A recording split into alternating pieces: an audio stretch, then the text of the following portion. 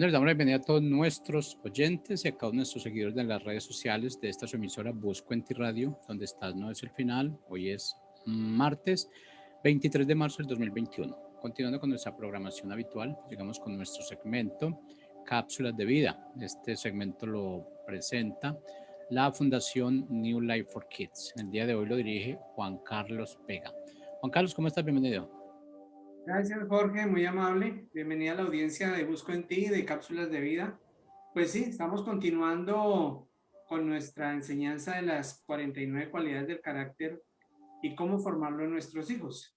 Y hoy vamos a hablar de dos características muy importantes que son la humildad y, y la hospitalidad. Entonces voy a compartir pantalla para comenzar.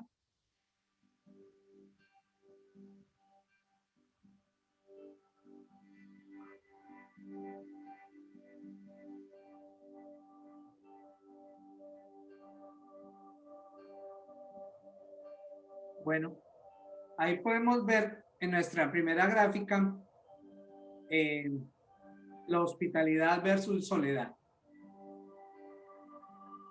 La hospitalidad tiene que ver mucho con la dormida, con la comida, con la atención, con hacer sentir muy bien a las personas. ¿Y dónde nace eso? Pues básicamente en, en la historia humana, la mayoría de migraciones o desplazamientos que se hacen en la Tierra se hacen por diferentes situaciones. Hoy vamos a salirnos un poquito del concepto de enseñarle a las mamás y vamos a hablar un poquito de la parte teológica e histórica.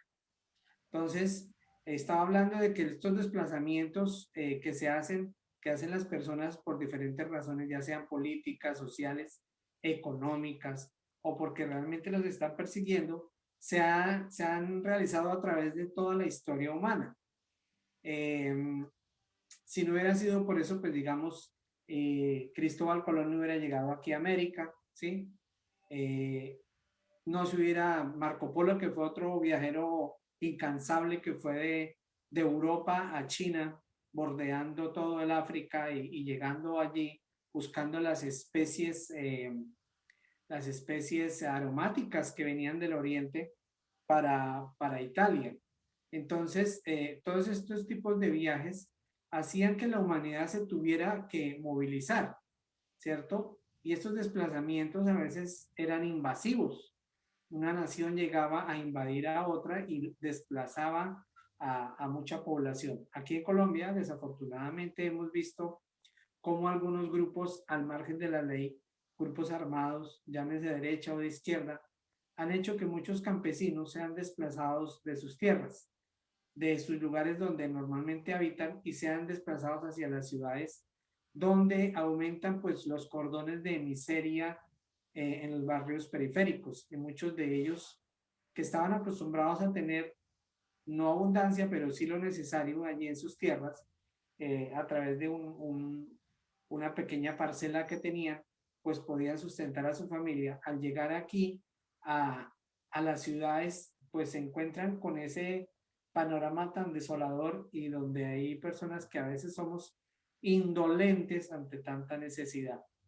Llámense colombianos, venezolanos, de la costa, del interior, de donde sea, siempre hay personas que están migrando, que se están desplazando. Y de ahí pues viene el término de la hospitalidad. Dice la Biblia, el Señor fue muy claro, y vamos a compartir esa foto.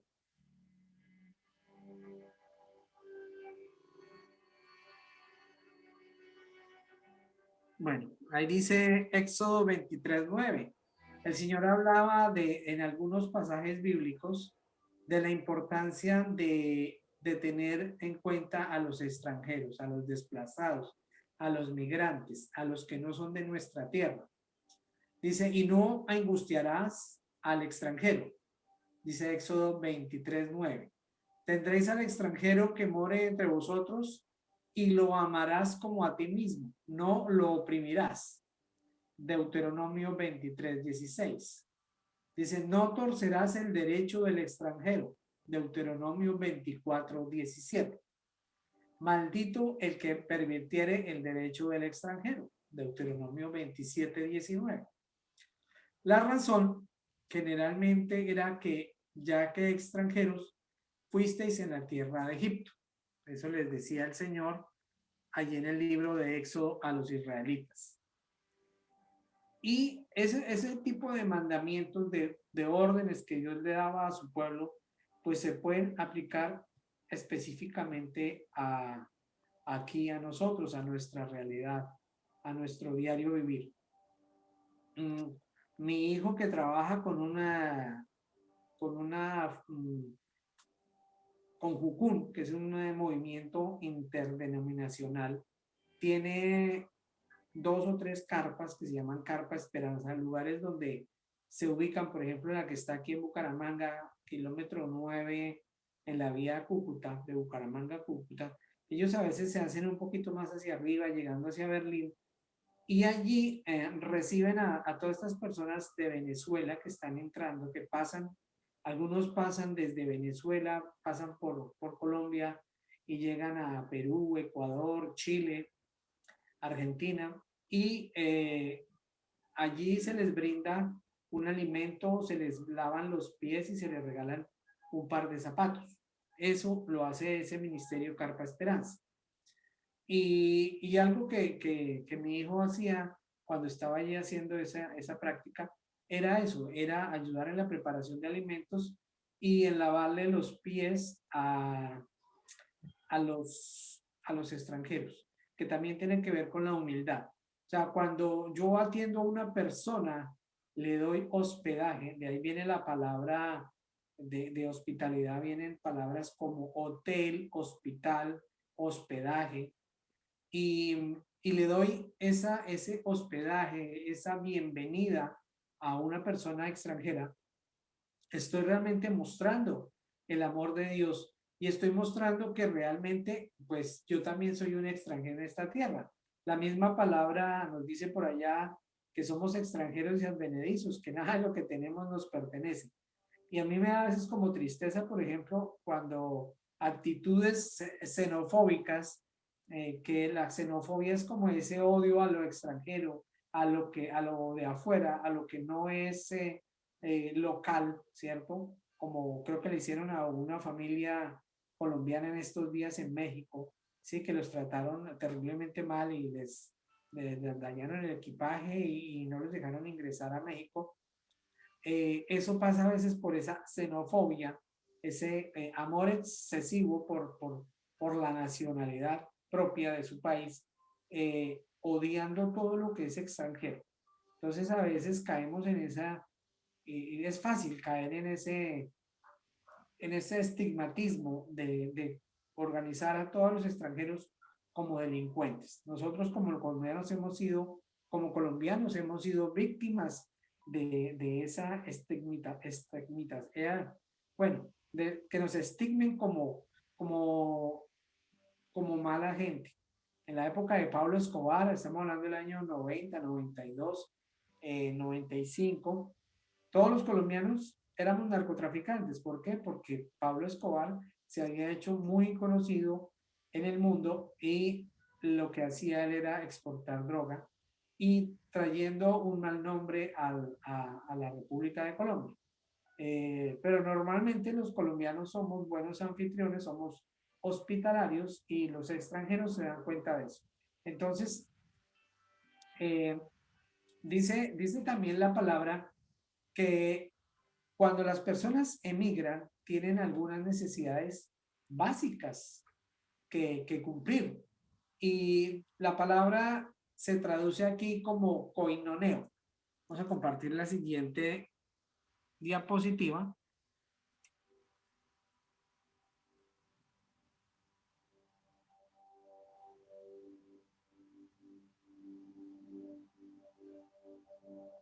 Eso, entonces aquí dice. Entonces, en Romanos 12:13, vamos a leer Romanos 12:13.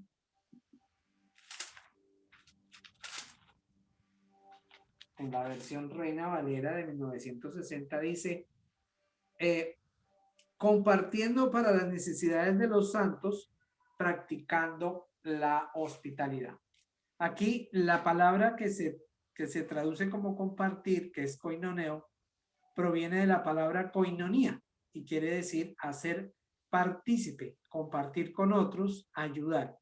Y es por eso que en otras versiones traducen este verso como estén listos para ayudar, en la Nueva Traducción Viviente. Y en la Nueva Versión Internacional dice practiquen la hospitalidad.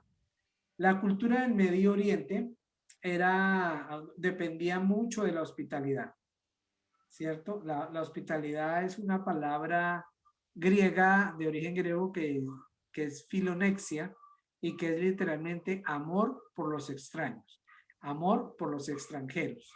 Entonces es importante ese amor por los extranjeros.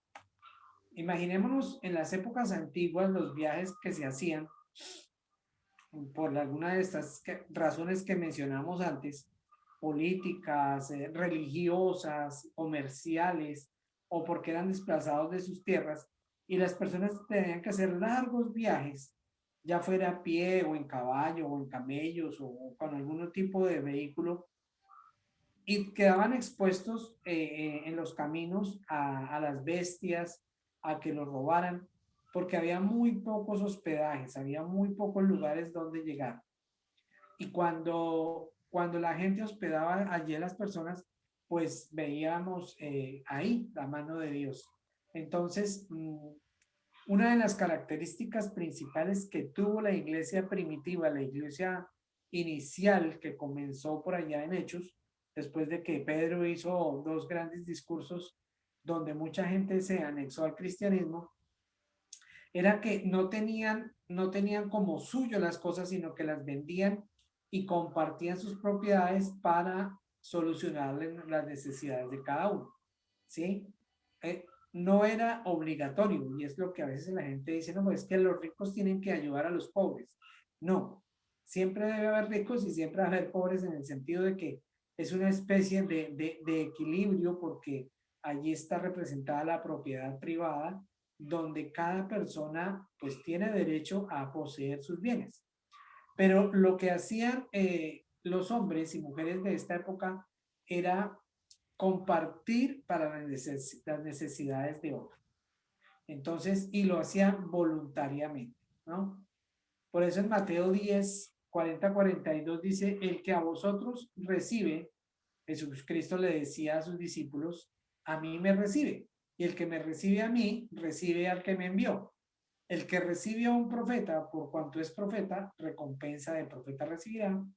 Y el que recibe a un justo, por cuanto es justo, recompensa de justo recibirá. Y cualquiera que dé a uno de estos pequeñitos un vaso de agua fría solamente, por cuanto es discípulo, de cierto os digo que no perderá su recompensa. Entonces aquí la hospitalidad nos está hablando ya de unas personas específicas. Son aquellas personas que están compartiendo el evangelio, que están trabajando ya sea parcial o de tiempo completo predicando el evangelio. Y para aquellas personas, la persona que los hospede, que les dé una ayuda, inclusive un vaso de agua fría. Imaginemos en esa época, en la época de Jesús, lo que costaba dar un vaso de agua fría. Ahora casi todo el mundo llega usted a su casa y le dicen, por favor, me regala un vaso de agua. Entonces, pues yo normalmente no tengo agua en la nevera, la tengo de un filtro. Entonces digo, no, pero no la tengo fría. Ay, bueno, sí, está bien.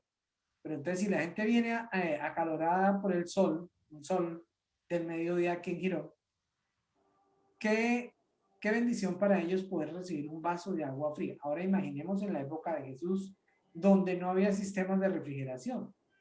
Había un esfuerzo por parte de la persona, del hospedador, de brindar ese vaso de agua fría, sabiendo que era muy difícil, ¿sí? Entonces, ¿cómo hacían para enfriarlo? No sé. La sacaban del fondo de la tierra, la tenían guardada con un sistema de refrigeración que desconozco, pero había un trabajo previo en tener ese vaso de agua fría para la persona que llegaba. Entonces, qué triste que a veces uno llega a visitar a alguien y ni siquiera le ofrecen un tinto, no le ofrecen bueno, ni las buenas tardes. Entonces, hay que enseñarle a nuestros hijos a que sean hospedadores, a que sean realmente, que practiquen la hospitalidad. Entonces, primeramente, viendo estos versículos, primeramente debemos ser hospitalarios con los hermanos de la fe.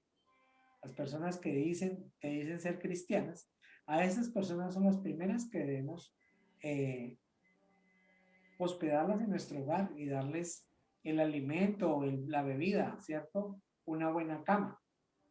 Dice primera de Pedro 4:9, hospedaos los unos a los otros sin murmuraciones. Uy, esto es clave, esto es importante, porque a veces murmuramos para darle hospedaje a alguien.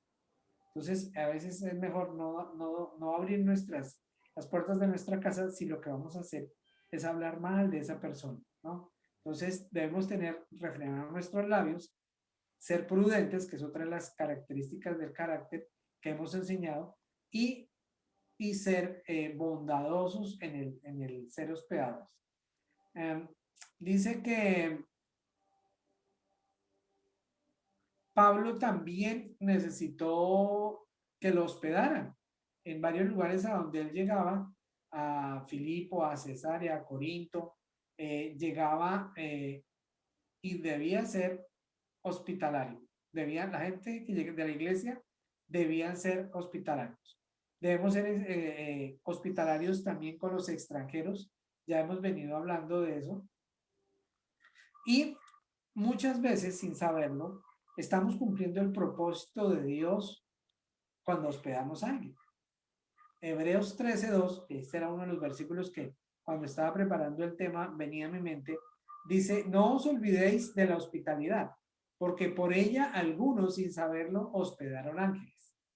Y la Biblia nos habla específicamente de algunos casos, como Abraham y Sara, que en Génesis 18, que hospedaron ángeles. Lot, el sobrino de Abraham, también hospedó ángeles. Gedeón, en el libro de Jueces, y Manoah, en el libro de Jueces, también hospedó a ángeles. Entonces, podemos aprender varios principios si tomamos el ejemplo de la hospitalidad de Abraham. En primer lugar, Abraham recibe a los tres varones, a los tres ángeles, con mucho entusiasmo. Entonces, lo que yo les decía, hay verdaderamente en nuestro corazón ánimo y entusiasmo de recibir a esa persona, de compartirle lo que tenemos, ¿cierto? ¿Acaso hay un método más evangelizador que mostrar el amor de Dios abriendo nuestras puertas para que una persona se hospede? En segundo lugar, Abraham y Sara preparan la comida y Sara prepara la comida y Abraham come con ellos. Por eso la ilustración del comienzo, ¿cierto? De compartir el asado, la comida que estamos haciendo, ¿cierto? Para que sus invitados se sientan especiales. Entonces, eso es muy importante, sobre todo en las culturas de Oriente, compartir el momento de la comida, ¿cierto? Y sobre todo cuando hay una persona invitada. A veces aquí se nos está perdiendo esa enseñanza tan importante que tenían nuestros abuelos de que la hora de la comida era como que sagrada y todo el mundo se sentaba en el comedor y era un momento en que se podían compartir las cosas de familia. No, ahora cada uno está por su lado. Yo almuerzo en el estudio, el otro almuerza en la sala, la mujer, la esposa come en el comedor sola y la hija come por fuera porque no, ni siquiera llegó a la hora de la comida. Entonces es muy importante guardar esas cosas, esas costumbres que a veces se nos olvidan. En tercer lugar, Abraham conversa con ellos, ¿cierto? Eh, Esa es una dinámica muy buena de compartir, ¿cierto? Compartir lo que había en el corazón de cada uno. Por eso fue que allí se dio cuenta Abraham que los ángeles iban en camino hacia Sodoma y Gomorra a destruirla. De otra manera no se hubiera dado cuenta de las intenciones que tenían estos ángeles, ¿no? Entonces, la falta de hospitalidad es un pecado aborrecible porque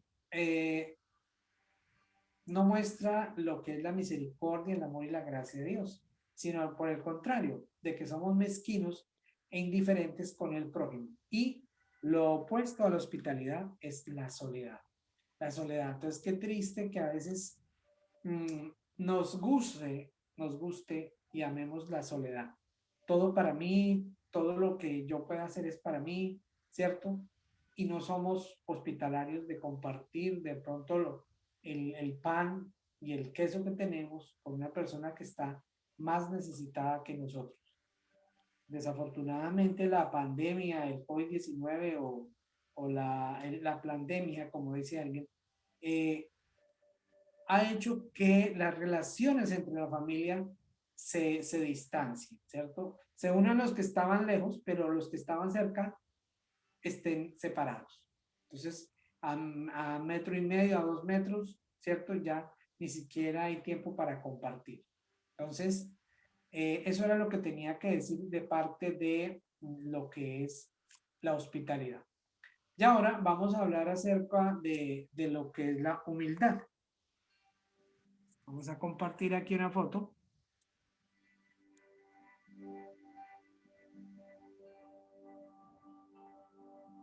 Esta foto es muy diciente. Está el Señor Jesús lavándole los pies a sus discípulos.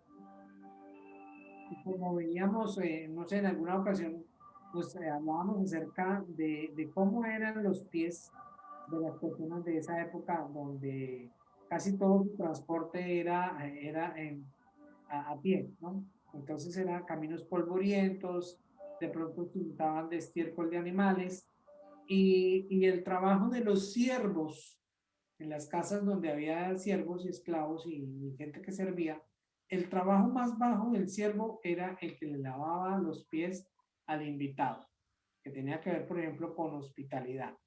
Entonces, por eso les decía que hospitalidad y humildad van muy, muy de la mano. Entonces, el siervo de más bajo rango era el que tenía la labor de lavar los pies. Por eso cuando Jesucristo se prepara y se remanga su bata y se coloca una toalla y coge el recipiente y empieza a lavar los pies, Pedro se escandaliza y dice, no, Señor, no, tú no me vas a lavar los pies, ¿sí?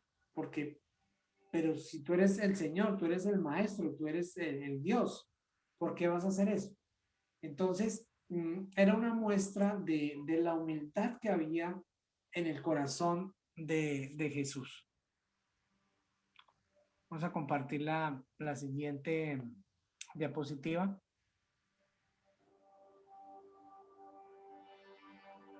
Y tenemos ahí Primera de Corintios 4, 6 al 8. Que la vamos a leer. Primera de Corintios 4, 6 al 8. Dice, por tanto, no juzguen antes de tiempo, sino esperemos hasta que el Señor venga, porque Él sacará a la luz las cosas ocultas de las tinieblas, y hará manifiestas las intenciones de los corazones. Y entonces tendrá cada uno alabanza de parte de Dios. Hermanos míos, estas cosas respecto a mí mismo y a Apolos las he declarado por causa de ustedes, para que por medio de nosotros aprendan a no pensar más allá de lo que está escrito, para que ninguno se enaltezca sobre su prójimo a favor de otro. Porque ¿quién te ha examinado o qué tienes que no hayas recibido? Y si lo recibiste, ¿por qué haces alarde de ellos como si no los hubieras recibido? Ya están saciados, ya se enriquecieron, y sin nosotros han llegado a reinar. Ojalá reinaran para que nosotros reináramos también con ustedes. El orgullo, el orgullo está arraigado en lo profundo de nuestro corazón. En los versículos 6 al 8 hay tres preguntas claves. Y en la primera dice, ¿quién te hace superior? Si todo lo que hemos recibido es por ayuda de otras personas, nuestros padres, nuestros mentores, nuestros abuelos, nuestros tíos, nuestros padrinos, las personas que nos ayudaron y nos apoyaron en los momentos para llegar a ser lo que hoy somos. Dice, o que tienes que no lo hayas recibido. Algunas personas con esfuerzo han logrado sacar su carrera adelante, han logrado un estatus económico, social, y se les olvida de un momento a otro y entra el orgullo y la soberbia en su corazón. Y los corintios tenían ese ese pequeño problema en su corazón. Y allí en Corinto había muchas divisiones, partidismos, contiendas, celos, y a veces pasa dentro de las iglesias y dentro de las familias lo mismo. Hacemos parte, a veces sin darnos cuenta, tomamos parte por uno de los hijos y los otros, por ejemplo, en el caso de José, ¿cierto? Que su papá, perdón, lo favoreció, le dio una túnica de colores y lo favoreció por encima de los otros, porque era el hijo de la esposa que él amaba, de su amada. Y los otros, pues, despertó en ellos esos celos, esas envidias, ¿cierto? Esas contiendas que llevaron a que el plan de Dios se realizara en esa familia, ¿cierto? Pero que a veces ¿cómo se diría eso? Beneplácitos por parte de uno o del otro padre hacia uno de los hijos, perdón, hace que se despierten esos celos en los hijos. Y entonces eso más adelante lo que trae es orgullo, tanto para el que es el elegido, el escogido por su papá o por su mamá, y se le olvida que nada de lo que tiene es suyo, ¿sí? Y que en cualquier momento puede perderlo. Entonces, como padres, debemos tener mucho cuidado en cómo educamos a nuestros hijos. Debemos darle a cada uno en la medida de lo que ellos necesiten. Si en ese momento necesitan atención, démosle toda la atención que necesiten. Si necesitan nuestro apoyo financiero, se lo damos. Si necesitan un consejo, se lo damos. Entonces es importante, pues ya con los hijos grandes, con los más pequeños, mmm, y es algo que nosotros a veces se nos olvida, nuestros hijos aprenden de una manera diferente. Si tenemos 3 hijos, cada uno de ellos es diferente y entonces tienen un método de aprendizaje diferente. Los hombres, por ejemplo, son más visuales, las mujeres son más auditivas. Las mujeres son un poco más organizadas, por eso en su maleta o en su mochila de estudiar tienen todo fríamente organizado y los colores a un lado, los esferos al otro, los lápices, el hombre es como más práctico, por eso también a veces se ve como un poquito despelotado, pero si entendemos que cada uno de los hijos es diferente, pues vamos a tratar de que no se levanten celos entre ellos y que cada uno de ellos es único y especial. Aquí hablaba Pablo en este versículo de un problema que se presentó con Apolos. Apolos, alguna gente, y a veces nos comparan eso, dice, decían de Pablo, los corintios, decían que las cartas de Pablo eran duras y fuertes, pero que su presencia física era débil y que sus palabras no valían nada. Y que por el contrario, Apolos lo consideraban un muy buen orador. Y entonces eso a veces pasa, como le digo, en las iglesias, en las congregaciones y aún en las familias. Como nuestro hijo es bueno para hablar, entonces demeritamos lo que hace el otro. Entonces, pero fijémonos que Pablo lo que quería era evitar ese tipo de contiendas y se puso digamos que al mismo nivel con Apolos. Y cuando les habla de lo que les está diciendo, dice en el verso 8, creo que dice, vamos a leerlo otra vez, dice, ya están saciados, ya se enriquecieron, y si nosotros han llegado a reinar. Normalmente la gente considera que la vida cristiana debe ser de triunfo, de bendición, de prosperidad. Pero la vida cristiana consiste en hacer la voluntad de Dios. Y muchas veces esa voluntad nos va a llevar a estar en situaciones difíciles, de escasez, de pronto de enfermedad, de estar en el lugar que menos parece el indicado. Y más adelante, Pablo dice en el verso 9, y lo vamos a leer, dice, porque considero que a nosotros los apóstoles, Dios nos ha puesto como en el último lugar, como a condenados a muerte, porque hemos llegado a hacer espectáculo al mundo, a los ángeles y a los hombres. En otras versiones, habla de que eran el espectáculo circense o los prisioneros de guerra que colocaban en último lugar como para hacer la burla de toda la gente. Entonces, cuando nosotros mismos contribuimos a burlarnos de las personas y sobre todo, por ejemplo, de las personas que tienen un llamado de parte de Dios y empezamos a murmurar y a criticar, pero mire cómo se viste, pero mire cómo habla, pero mire cómo anda todo así como descachalandrado, como que no se arregla, mire esa barba, mire, no, mire la esposa que tiene, mire esa moto tan horrible que tiene. Entonces estamos juzgando a cada estas personas que están haciendo un trabajo para Dios y diciendo, tal vez no conocen el secreto de la prosperidad, tal vez no conocen los secretos que Dios me ha dado a mí para prosperar. Alguna vez alguien decía por ahí en televisión, sí, que si Pablo hubiera recibido los secretos de bendición y prosperidad que Dios le había dado a este hombre, no había sido perseguido, ni ultrajado, ni golpeado, ni condenado a muerte, sino que había vivido una vida de bendición. Entonces, lo que es tener una vida de bendición es hacer la voluntad de Dios. Por eso dice Pablo en el verso 10 de 1 Corintios 4, nosotros somos insensatos por causa de Cristo, pero ustedes son sabios en el Cristo. Nosotros somos débiles, pero ustedes fuertes. Ustedes reciben elogios, pero nosotros somos difamados. Hasta este momento pasamos hambre y sed, andamos desnudos, somos insultados y estamos sin morada de estar. Nos extenuamos trabajando con nuestras propias manos, nos insultan y bendecimos, nos persiguen y lo soportamos. Somos difamados y hacemos súplicas por ellos. Hemos venido a ser considerados hasta ahora la escoria del mundo, el desecho de los hombres.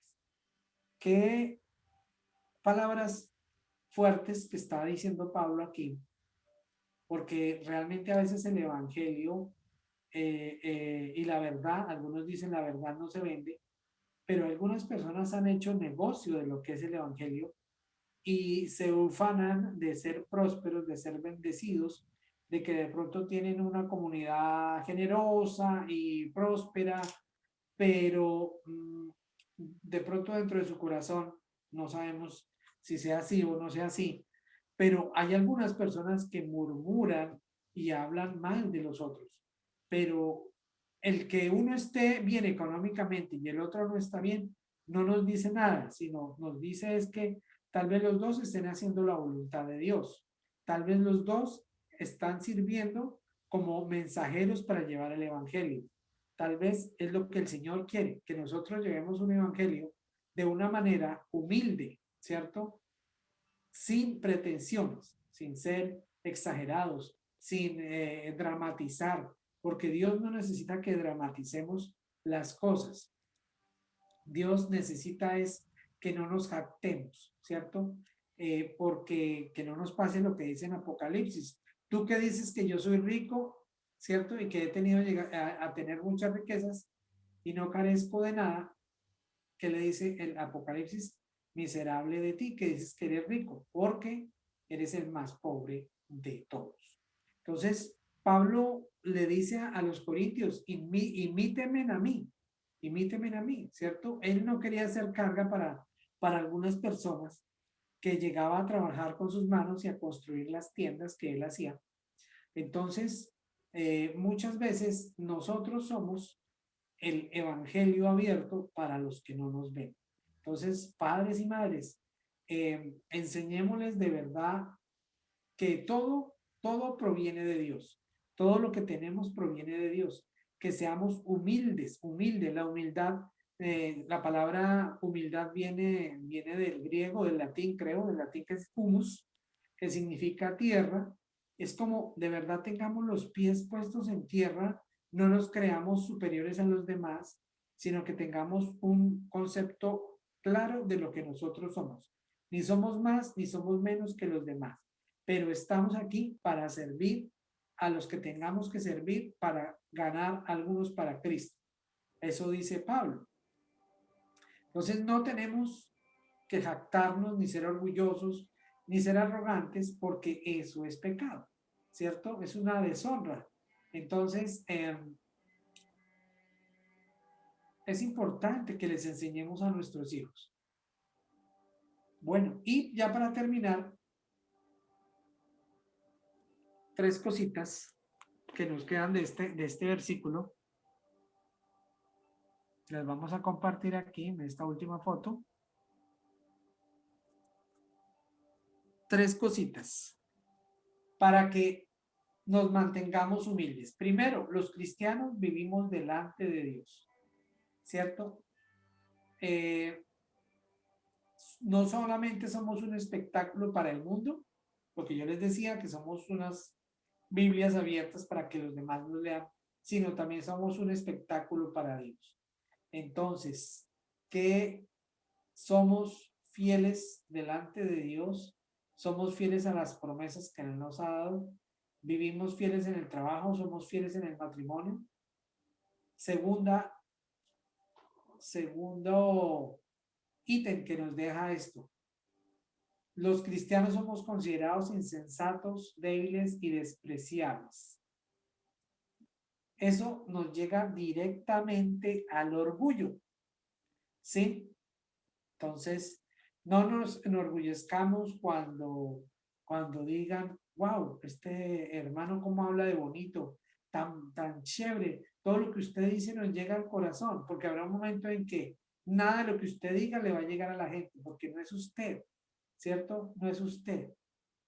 A casi nadie le gusta que lo vean como tonto, débil e inseguro. A nadie, pero el mundo nos ve, nos considera locos, nos considera como que nos falta un tornillo, ¿cierto? Y más en estos tiempos de pandemia, cuando hablamos de pronto del maravilloso amor de Dios, de que todavía Dios tiene el control de todas las cosas, a veces la gente dice, a este man, ahora sí se le corrió el champú. Y tercero, los cristianos debemos vivir bajo el sufrimiento en este mundo. Dice en Filipenses 3:10, creo, dice, y si somos hijos, somos también herederos, herederos de Dios y coherederos con Cristo, si es que padecemos, sí padecemos juntamente con Él, para que juntamente seamos glorificados, a fin de conocer a Cristo y el poder de su resurrección y de participar de sus padecimientos para llegar a ser semejante a Él en su muerte. Tristemente, nosotros como cristianos a veces no queremos sufrir, no queremos tener ningún contratiempo y que todas las cosas nos salgan bien. Entonces, padres y madres, de ustedes depende que sus hijos no se conviertan en orgullosos, soberbios y jactanciosos. Enséñeles que todo proviene de Dios, enséñeles a ser humildes y hospedadores. Y hasta aquí pues traemos esta enseñanza. Hoy completamos 30 de las 49 cualidades del carácter cristiano. Esperamos que la otra semana podamos hablar de 2 o 3 más. Muchísimas gracias y bendiciones.